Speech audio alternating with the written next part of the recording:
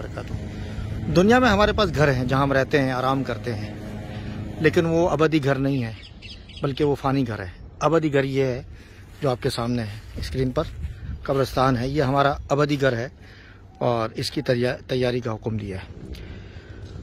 जिस तरह मुसलमानों को कब्र की मंजिल की तैयारी करने का हुक्म है, इसी तरह मुसलमानों को हुक्म है कि जहाँ रहते हैं, जिस मुल्क में भी रहते हैं, वो अपने लिए इस अबदी घर के लिए, इसकी तामीर के लिए, इसकी तोसी के लिए एक मुस्तकिल एक निज़ाम कायम करना चाहिए।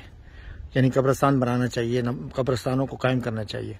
और मुसलमानों को भी यही चाहिए कि इसके लिए जितनी भी जद्दोजहद हो सके उसमें हिस्सा लें। दामे दरमे सुखन हर तरह की बहुत सारे लोग इस मुल्क में, बरतानिया में जिन्होंने कब्रिस्तान को कायम किया और बड़े अच्छे तरीके से इसके नज़्म नसक को चला रहे हैं। इसका मंजर आप अपनी स्क्रीन पर देख रहे हैं। ये भी एक कब्रिस्तान है, छोटा सा कब्रिस्तान है। ये आप देखें, वहाँ सामने जनाजा का है।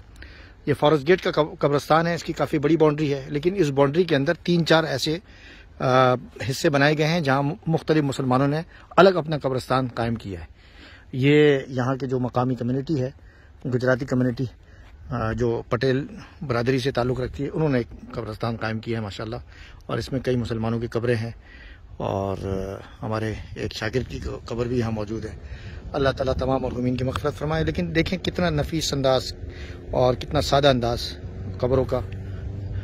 तो साथ साथ ये भी मैं बताते चलूँ कि कब्रिस्तान को कायम करने का सवाब भी उसी तरीके से है कि जिस तरीके से दीगर जो दीनी उमूर हैं उसको हम कायम रखते हैं, क्योंकि ये हमारा आखिरी घर है। इसका सवाब भी बहुत ज़्यादा है। अल्लाह ताला ये जो जिन्होंने कब्रिस्तान कायम किया है उनको जज़ाए खैर अता फरमाए। अस्सलामु अलैकुम व रहमतुल्लाहि व बरकातुहू।